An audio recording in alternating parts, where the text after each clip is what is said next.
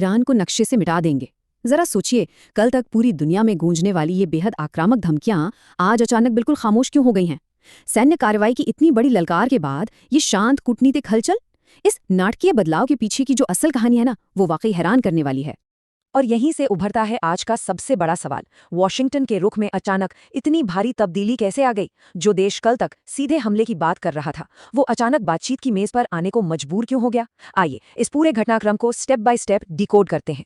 सबसे पहले बात करते हैं उस अचानक आए कूटनीतिक बदलाव की जो इस वक्त पर्दे के पीछे चल रहा है। पिछले 48 घंटों में ईरान के विदेश मंत्री ने पाकिस्तान, ओमान और रूस का एक तूफानी दौरा किया है। और इसका नतीजा 18, जी हाँ, रिपोर्ट्स के मुताबिक अमेरिकी प्रशासन अब किसी भी समझौते के लिए 18 साल तक इंतजार करने को तैयार दिख रहा है। सिर्फ एक हफ्ते पहले के आक्रामक रवैये से ये सीधा यू टर्न, ये साफ दिखाता है कि बैकग्राउंड में कुछ बेहद मजबूत कार्ड्स खेले जा रहे हैं। दरअसल ईरान ने पश्चिमी देशों की कूटनीति को पलटने के लिए 3 बहुत बड़े ट्रम्प कार्ड्स चले हैं। पहला, दुनिया के तेल व्यापार की सबसे अहम धड़कन यानी स्ट्रेट ऑफ हॉर्मुज पर नियंत्रण। दूसरा, अमेरिका में सिर पर खड़े मिड टर्म इलेक्शंस का भारी राजनीतिक दबाव। और तीसरा, ईरान के पीछे मजबूती से खड़ा होता एक नया अंतर्राष्ट्रीय समर्थन। और इन्हीं दबावों के बीच सामने आता है ईरान की तरफ से रखा गया 3 चरणों का एक बेहद सधा हुआ रणनीतिक प्रस्ताव। इस प्रस्ताव का पहला कदम बिल्कुल साफ है। अमेरिका अपना ब्लॉकेड हटाएगा और बदले में ईरान स्ट्रेट ऑफ हॉर्मुज को खोल देगा। लेकिन असली मास्टर स्ट्रोक छुपा है इसके आखिरी चरण में, जहां एटॉमिक मुद्दों पर सबसे अंत में चर्चा होगी। ऐसा करने का सीधा मतलब यह है कि अमेरिकी प्रशासन इसे अपने मतदाताओं के सामने किसी तुरंत मिली राजनीतिक जीत की तरह पेश नहीं कर पाएगा। अब सवाल उठता है कि ये नौबत आई कैसे? इसे समझने के लिए हमें पश्चिमी देशों की उस बड़ी चूक को देखना होगा जो उनके गलत आकलन का नतीजा थी। 13 जनवरी को जर्मन चांसलर का एक बयान आया था, ईरान की सत्ता कुछ हफ्तों में गिर जाएगी। ये बयान पश्चिमी खुफिया एजेंसियों के उस अति आत्मविश्वास को दिखाता है जिसे जमीनी हकीकत ने पूरी तरह से गलत साबित कर दिया।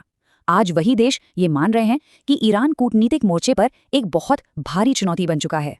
और ये खुफिया चूक सिर्फ बयानों तक ही सीमित नहीं थी। रिपोर्ट्स बताती हैं कि पेंटागन ईरान के पलटवार के लिए पूरी तरह से तैयार ही नहीं था। यहाँ तक कि विश्लेषकों का ये भी मानना है कि इस संघर्ष से बाहर निकलने के लिए कोई स्पष्ट एग्जिट पॉलिसी या रणनीति बनाई ही नहीं गई थी। इसी बदलती कूटनीतिक हकीकत का एक और हैरान करने वाला उदाहरण हाल ही में सामने आया। अमेरिका, यूके, फ्रांस और जर्मनी के बेहद कड़े विरोध के बावजूद ईरान को संयुक्त राष्ट्र की एनपीटी यानी नॉन प्रोलिफरेशन ट्रीटी कमेटी का वाइस प्रेसिडेंट चुन लिया गया। ये कोई छोटी बात नहीं है। ये दिखाता है कि वैश्विक मंच पर पावर डायनामिक्स अब कितनी तेजी से ईरान के पक्ष में झुक रही हैं। इसके साथ ही हमें आम जनता की इच्छा और पर्दे के पीछे चल रही गुप्त योजनाओं को भी समझना होगा। अगर हम घरेलू मोर्चे की बात करें तो जन समर्थन की तस्वीर बिल्कुल उलट है। एक तरफ अमेरिका में लगभग 70% जनता किसी भी संभावित युद्ध के सख्त खिलाफ है, वहीं दूसरी तरफ ईरान में लाखों लोग हर रात सड़कों पर उतरकर अपनी सरकार के समर्थन में प्रदर्शन कर रहे हैं। इन प्रदर्शनों की अहमियत तब और ज्यादा बढ़ जाती है जब हम तबाही का ये आंकड़ा देखते हैं। 50 से ज्यादा। रिपोर्ट्स के मुताबिक 50 से अधिक अस्पतालों और आपातकालीन केंद्रों को भारी नुकसान पहुंचा है। इसके बावजूद सड़कों पर आवाम का यूं डटे रहना एक ऐसे राष्ट्रीय संकल्प को दिखाता है जिसे शायद पश्चिमी रणनीतिकार कभी भांप ही नहीं पाए। इसी बीच क्षेत्रीय कूटनीति के कुछ बहुत बड़े राज भी बेनकाब हुए हैं। खुफिया रिपोर्ट्स इशारा करती हैं कि हालिया हमलों के दौरान यूएई ने न सिर्फ इजराइल के आयरन डोम डिफेंस सिस्टम को जगह दी थी, बल्कि वहां इजरायली सैन्यकर्मी भी मौजूद थे। मिडिल ईस्ट में कौन किसके साथ खामोशी से खड़ा है, उसकी लकीरें अब बिल्कुल साफ होती जा रही हैं। और इस पूरे संघर्ष के बीच उभर रहा है दुनिया का एक नया ग्लोबल ट्रायंगल। रूसी नेतृत्व का ये संदेश बिल्कुल स्पष्ट है, ईरान को कभी अकेला नहीं छोड़ेंगे। ये सिर्फ एक बयान भर नहीं है, ये पश्चिमी देशों के लिए एक बहुत कड़ा अल्टीमेटम है कि मिडिल ईस्ट में उनके रणनीतिक साझेदार के पीछे अब एक बहुत बड़ी वैश्विक ढाल मौजूद है।